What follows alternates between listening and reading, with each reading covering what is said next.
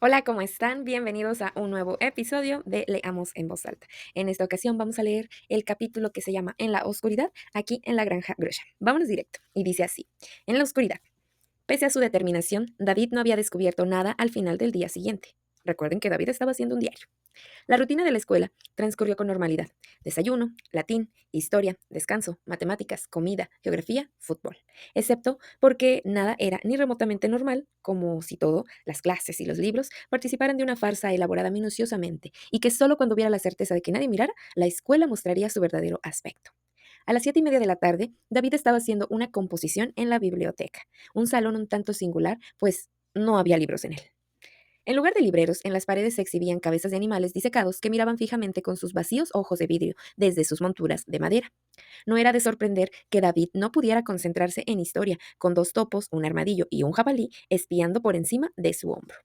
Después de 20 minutos se dio por vencido. No tenía ningún interés en la Armada Española y supuso que lo mismo podía decir de la señorita Pedicure, quien también era la maestra de historia. Revisó la hoja que acababa de escribir. Había más manchas de tinta y tachones que cualquier otra cosa. Suspirando, hizo una bola de papel con ella y la arrojó al basurero. Falló y la pelota fue a dar contra el enorme espejo que había detrás. David volvió a suspirar y se levantó para recogerla. Pero ya no estaba.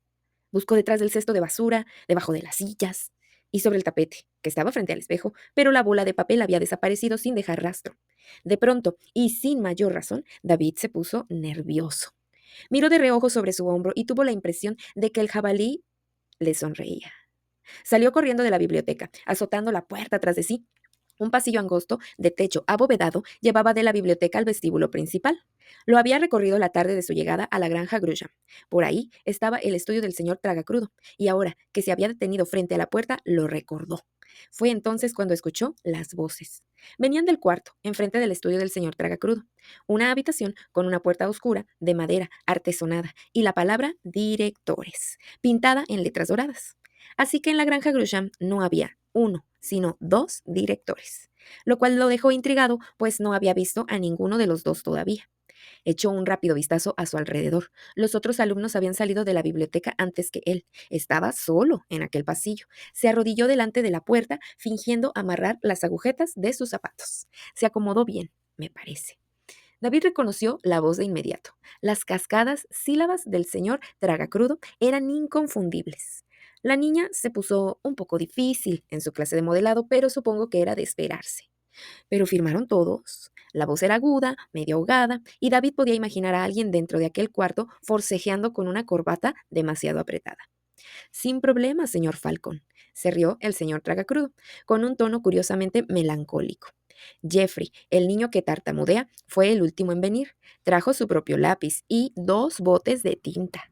Me temo que al final tuve que hipnotizarlo, pero después de eso fue fácil. ¿Cree usted que este niño, Jeffrey, vaya a ponerse difícil? Esta voz era la más suave de las tres. El segundo director hablaba apenas en un susurro. No, señor Escualo, contestó el señor Tragacrudo. Sin duda, él va a ser el más fácil. No, el que me preocupa es Elliot. ¿Qué pasa con él? No lo puedo asegurar, señor Falcon, pero tiene una cierta fuerza, una cierta independencia. Es justo lo que necesitamos. Por supuesto, pero aún así, y miren, nos presentan una ilustración de una imagen en color negro y pues tiene un rostro por aquí. Y seguimos en la lectura. David hubiera dado cualquier cosa por seguir escuchando, pero justo en ese momento apareció la señora Windergast, que iba rumbo a la biblioteca. Al verlo, se paró y pestañeó. Sus ojos llamearon dentro de sus espejuelos. ¿Ocurre algo, David? Preguntó. No, David señaló tímidamente sus zapatos. Me estaba amarrando las agujetas. Muy astuto de tu parte, querido, le sonrió. No queremos que te vayas a tropezar y a romper algo, ¿verdad? Pero quizá este no sea el lugar adecuado para que lo hagas, exactamente afuera del salón de directores.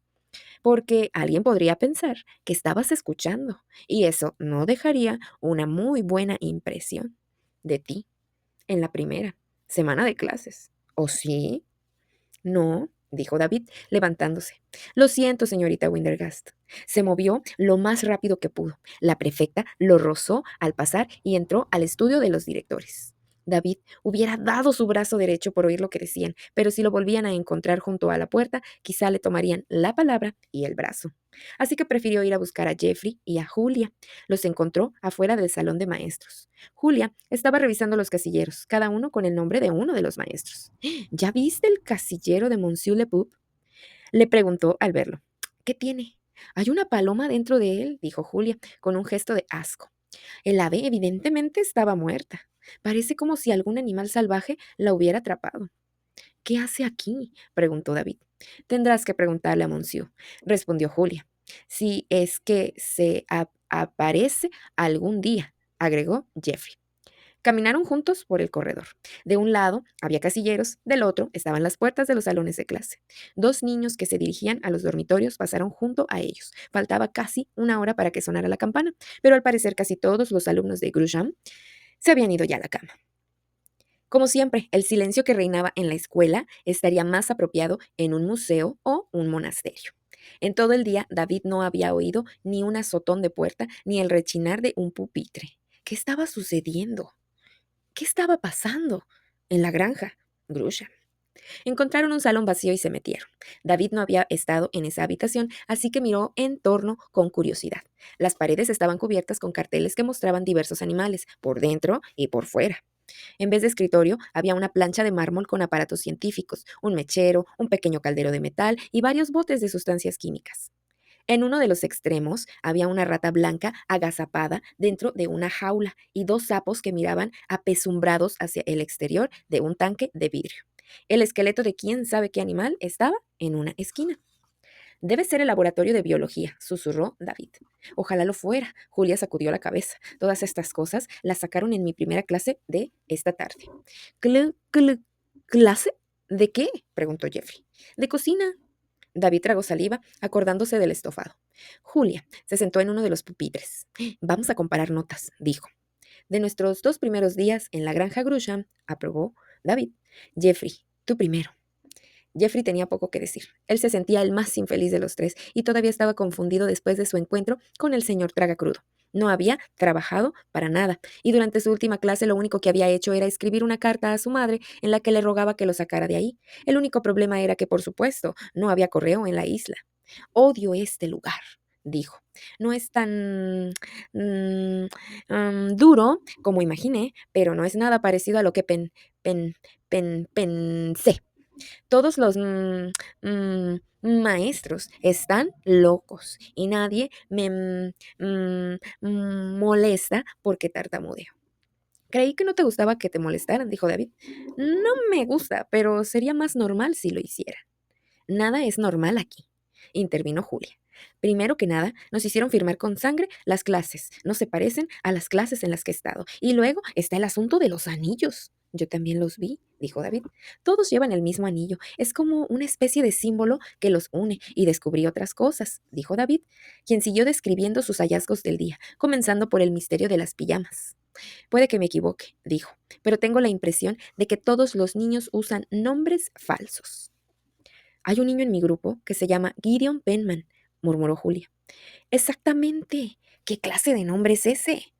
Pu- pu- ¿Por qué tendrían que usar nombres falsos? Preguntó Jeffrey. ¿Y para qué quieren nuestros nombres verdaderos escritos con sangre? Añadió Julia. También descubrí algo sobre eso, dijo David. Les contó la conversación que había escuchado afuera de la oficina de los directores. Omitió el asunto de que Jeffrey era el más débil de los tres, sobre todo porque consideró que sería cruel mencionarlo, pero también porque probablemente era cierto. Lo único que puedo decir es que mientras más pronto salgamos de aquí, será mejor, concluyó. Algo muy desagradable ocurre en la granja Grusha, y creo que si nos quedamos más tiempo, va a ocurrirnos a nosotros. Pensé que ibas a huir, dijo Jeffrey, lanzándole una mirada acusadora a Julia. Voy a huir, dijo Julia, mirando por la ventana, pero no será esta noche. Creo que va a haber otra tormenta. La tormenta, se soltó unos minutos más tarde. Esta vez no hubo relámpagos, pero el aguacero fue, de todos modos, espectacular. Parecía como si el mar entero se hubiera elevado en una ola gigantesca para luego romper encima de la escuela.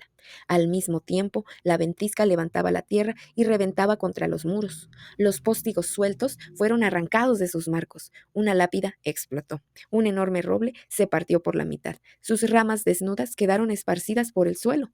El estruendo de un árbol que caía despertó a David por segunda ocasión durante esa noche. Tanteando en la oscuridad, encontró su lámpara de mano en el buró, la encendió e iluminó su reloj. Era poco más de medianoche. Se dejó caer sobre la almohada y miró a través de la ventana. Había luna llena. Apenas se podía adivinar su contorno tras la cortina de lluvia. De pequeño nunca le atemorizaron las tormentas, así que le sorprendió darse cuenta de que temblaba. Pero no era el temporal. Durante el breve instante en que la lámpara estuvo prendida, percibió algo con el rabillo del ojo, algo que no había registrado bien en su mente. Se volvió a sentar, volvió a prender la lámpara y luego recorrió el haz de luz por todo el dormitorio. Entonces supo qué era. Jeffrey dormía en la cama contigua con la cabeza bajo las cobijas, pero aparte de ellos dos no había nadie más en el cuarto. Cuando se apagaron las luces a las 9:30, los otros niños ya estaban dormidos. Ahora sus camas estaban vacías y las cobijas extendidas. Dirigió el haz de luz a las sillas. Sus ropas tampoco se veían.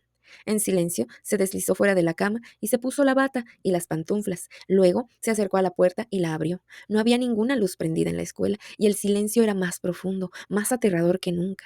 Se asomó a un segundo dormitorio, después a un tercero, y en cada uno de ellos se repetía la misma escena. Las camas estaban vacías, la ropa había desaparecido, afuera seguía lloviendo, podía oír las gotas golpeando contra las ventanas. Volvió a consultar su reloj, seguro de que aquello era una locura. Las 12:20. ¿Dónde estaba todo el mundo? Podía sentir su corazón golpear contra su pecho como si lo urgiera a que regresara a la cama y se olvidara de todo, pero David estaba bien despierto. Llegaría al fondo del asunto, aunque muriera en el intento. Y lo más probable es que así sea, dijo para sí. Atravesó de puntitas el corredor, dando un brinco cada vez que una duela rechinaba a su paso. Luego de un rato llegó a un cuarto dormitorio. Enfocó la luz a la manija de la puerta. De la oscuridad surgió una mano y se posó en su hombro. David sintió que su estómago se encogía hasta quedar del tamaño de un chícharo. Abrió la boca y un grito estuvo a punto de salir de ella, pero logró controlarlo mordiendo la lámpara. Fue un milagro que no se la tragara. Giró lentamente. Su nuca brillaba con un resplandor rojizo por la luz de la lámpara que traspasaba su garganta. Julia estaba frente a él. También llevaba puesta su bata y sus pantuflas. Se veía todavía más asustada que David. ¿Dónde están todos?, susurró. ¿A dónde se fueron? David recordó que tenía la lámpara dentro de la boca y la sacó. No sé, dijo. Estaba tratando de averiguarlo. Las vi salir. Julia suspiró, contenta de haber encontrado a David despierto y levantado. Fue hace como 20 minutos. Una de ellas me despertó al irse. Esperé un momento y luego las seguí. ¿Y a dónde fueron?, dijo David, repitiendo la pregunta que antes le había hecho Julia. Los vi entrar a la biblioteca, contestó Julia. A todos. La escuela entera. Me quedé un rato detrás de la puerta, pero no pude oír nada, así que entré. Pero no estaban ahí, David. Julia suspiró. David vio que estaba a punto de soltar una lágrima. Todos desaparecieron. David pensó en retrospectiva. Después del té, había estado en la biblioteca, rodeado por cabezas de animales disecados. Era un cuarto pequeño. Difícilmente cabrían 63 personas, además de una mesa, un espejo, una docena de sillas y los animales disecados. No había nada más en él, y eso incluía las puertas. Solo había una. Solo era una forma de entrar. Solo era una forma de salir. A lo mejor salieron por una ventana, sugirió. Julia lo miró con impaciencia. Con este clima, aún así, las ventanas de la biblioteca están muy altas. Ya lo intenté. Pero entonces deben estar en algún lugar de la escuela. No. Julia recargó la espalda en la pared y luego se fue resbalando hasta quedar sentada en el suelo. Estaba exhausta, y no solo por falta de sueño. Ya busqué por todas partes. En los salones, en el comedor, en la sala de profesores, en todos lados. No están aquí. Tienen que estar en algún lado, insistió David. No pueden haber desaparecido así nada más. Julia no contestó. David se sentó junto a ella y puso su brazo alrededor de sus hombros. Ninguno de los dos habló más. Las últimas palabras de David se repetían en su cabeza.